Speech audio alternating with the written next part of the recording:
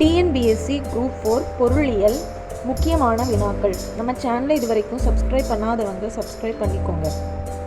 Number 1, ஜிடிபியில் எந்த துறை மூலம் அதிகமாக வேலைவாய்ப்பு ஏற்படுகிறது? ஆன்சர் வேளாண் துறை.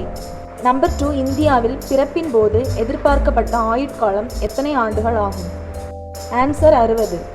நம்பர் 3, ஜிடிபியின் நவீன கருத்து எந்த ஆண்டு உருவாக்கப்பட்டது? ஆன்சர் 1934. நம்பர் 4, மொத்த தேசிய மகிழ்ச்சி உருவாக்கப்பட்ட ஆண்டு எது?